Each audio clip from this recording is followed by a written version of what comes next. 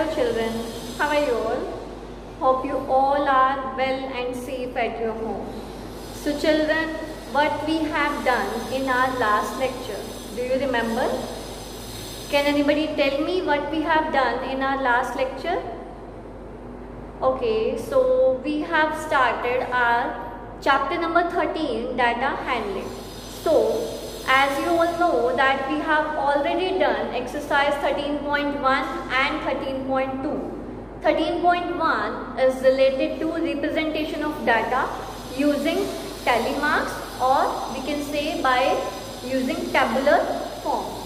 Okay, and in exercise 13.2 we have done bar graph, right? We have already done bar graph in exercise 13.2. So now we have to start with our next exercise, and that exercise is based on the topic pie chart. Have you heard about the word pie chart? Okay, so let us learn what is a pie chart. What is a pie chart, children? Pie chart or circle graph is another type of graph. It is another type of graph which is used to represent data. Earlier we have done bar graph and tabular form to represent data. Now there is a pie chart, or we can say circle graph, to represent data. Okay. Now it is a circular shaped graph. This graph is a circular shaped graph. Okay. It means its shape is in circle, right? It is a circular shaped graph. Okay. Now that represents data by dividing a circle into sectors. Here we represent the data in a circle, but this circle will be divided into the sectors. This circle will be divided into the sectors like this. So this one part is known as, it is called as sectors. Okay, so this was about what is a pie chart.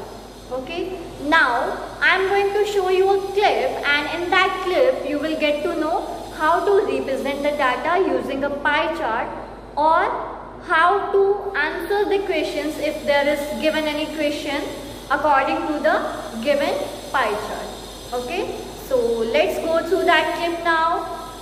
Hello friends. Today let us learn one more way of data representation called pie chart. Let us begin. Many a times, you all must have come across data represented in circular form in newspapers, magazines, or on the television. These are called as pie charts. A pie chart is also called as a circle graph. For example, look at the pie chart. Now, let us learn how to read it. The circle represents all the fruits in the shop. The title tells us that the pie chart is about different fruits in Flora's fruit shop. The circle is divided into smaller parts called segments. Each segment of the circle represents a different fruit and a specific value. Here it is the number. Pie charts are best used to compare parts of a whole. Now observe this pie chart and answer the questions. 1. How many fruits are there in all? So here we find the total number of fruits. That is 76 plus 52 plus 43 plus 22, which is equal to 193. So we say there are 193 fruits in all. Next, 2. Which fruit is the maximum in number? Here, as apples occupy the largest segment in the pie chart, the answer is apple. 3. How many more mangoes are there than bananas?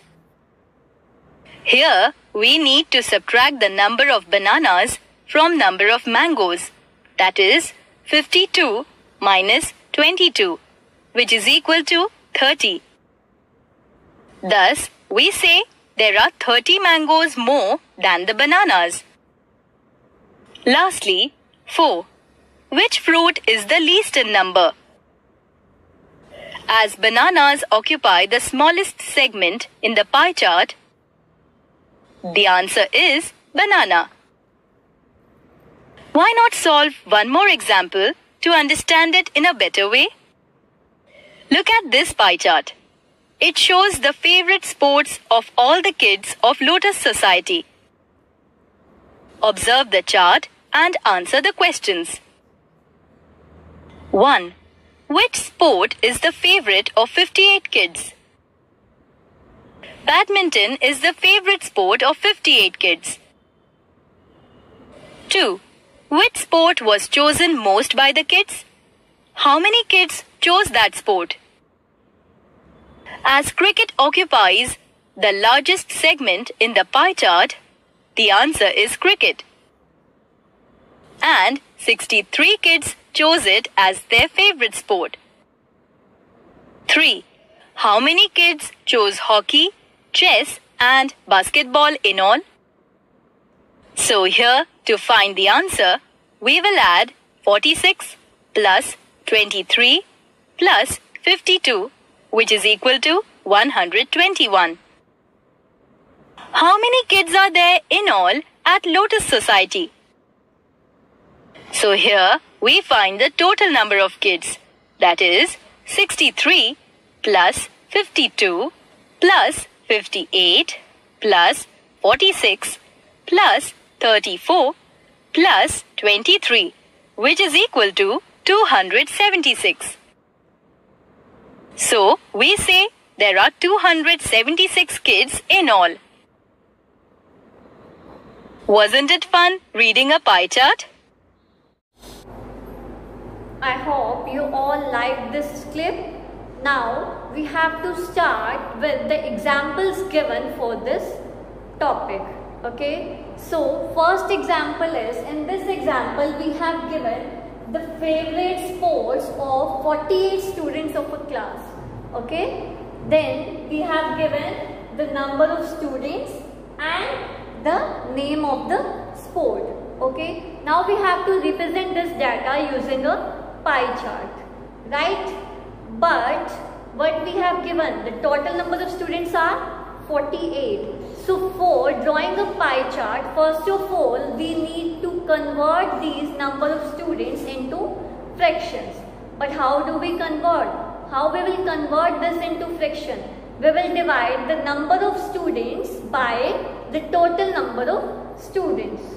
Okay, so for cricket, the fraction will be how many students are there who likes cricket. There are 12 students and total number of students are 48. So the fraction for this will be 12 ones are 12, 12 fours are 48. Likewise, if I talk about football, so fraction for football will be 24 by 48. That means 1 by 2. 24 ones are 24, 24 twos are 48.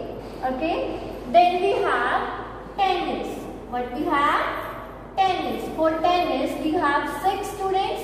So 6 by 48. 6 by 48 means 1 by 8. 6 ones are 6, 6 eights are 48. Then we have hockey. So for hockey again, we have 6 students. So 6 by 48 is equal to 1 by 8 again. Now we have got the fractions for cricket, fraction for football, fraction for tennis and fraction for hockey. Now we have to draw the pie chart. So first of all we will draw a circle here. Right? We have drawn a circle here. Now we should know that how we can divide this circle into sectors. First of all, let's take this 1 by 2. This 1 by 2. how we can draw? What will be the 1 by 2 of this circle? 1 by 2 means half. Half of this circle means semicircle. So we can represent it like this. So this is 1 by 2 and this portion is for football. This portion is for football because the fraction of football is 1 by 2. Okay. Then we have 1 by 4. Then we have 1 by 4. And 1 by 4 is for cricket. 1 by 4 is for cricket. If it is 1 by 2, then it will be 1 by 4. So this 1 by 4 will be equal to cricket. This 1 by 4 will be equal to cricket. Right? After that, tennis and hockey both have got the fraction 1 by 8. So half of 1 by 4 will be equal to 1 by 8. So it means this portion is equal to 1 by 8 and this is also 1 by 8. So this 1 by 8 is equal to tennis and this 1 by 8 is equal to hockey. Okay. So likewise we have to draw the pie chart. So what I have done in this question, children, first of all I have found the fractions for the particular sports. So this cricket is equal to 1 by 4, fraction of football is equal to 1 by 2, fraction of tennis is equal to 1 by 8, fraction of hockey is equal to 1 by 8. After that we have drawn this pie chart. And how we have drawn? This football is equal to 1 by 2 and it is easy to draw 1 by 2 portion because half of a circle is semicircle. So this semicircle will be equal to 1 by 2 and this fraction is for football. So I have written football here.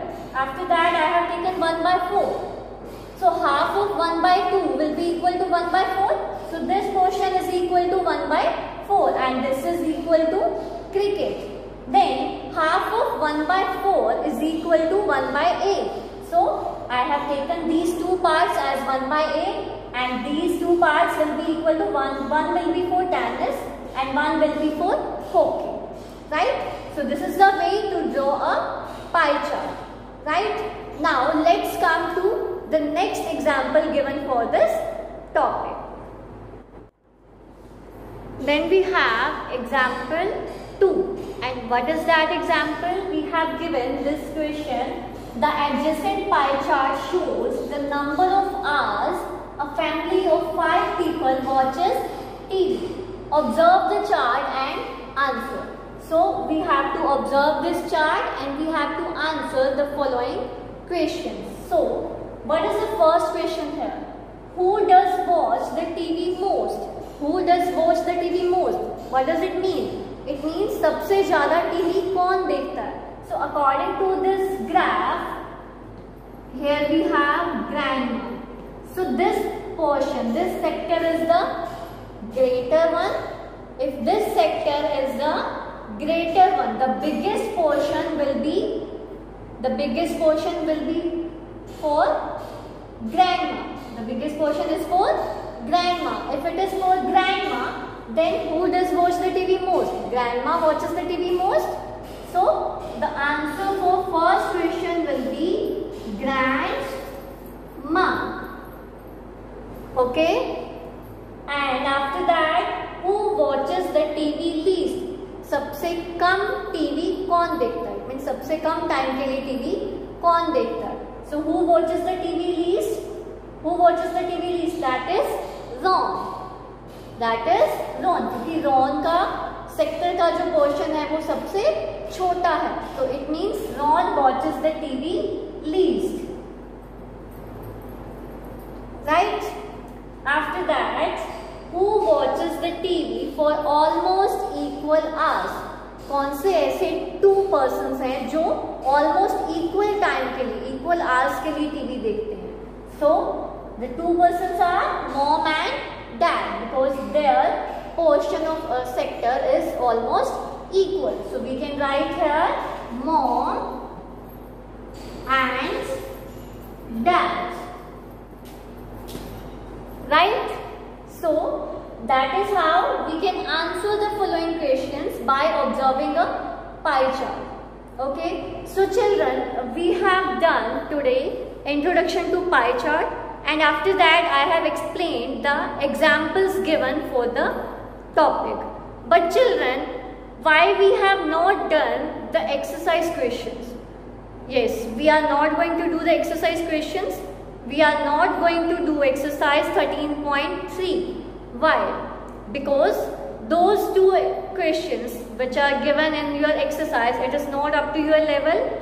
We are going to learn the pie chart which are given in the exercise later. Okay, so that in that question, according to that question, we have to firstly draw the angles and then we can make the chart. But that is not up to your level, right? And that level will be when you will be in your 6th or 7th standard. Okay, so I have already explained the questions which were up to your level. That were your examples given in the book. So 2 examples I have explained you. Now you all know what is a pie chart. And yes, I will be giving you a worksheet that will be based on pie chart, but that will not be based on your exercise questions. Okay, so those questions that will be given in your worksheet will be related to your examples only. Okay, it means where you will have to find out you will have to observe the graph and then you have to answer the questions, or you can get a question where you have to draw a pie chart, but there will be simple fractions that you can draw easily. Okay, so only these things we have to do in data handling, and one worksheet I will be sending you. You have to do in your rough notebook, and then you will not send me back on Google Classroom. You just have to solve in your rough notebook, and after that we will discuss on Monday. On Monday we will have a live session, and during our live session we will discuss the questions given in the worksheet. If you have any doubt related to pie chart, bar graph, or any other question from any of the chapter, that you can ask from me during a live class. Okay, so that's all for today, children. Only these things we have to do in this chapter. So this chapter is also over. So till then, take care. Bye bye. God bless you all.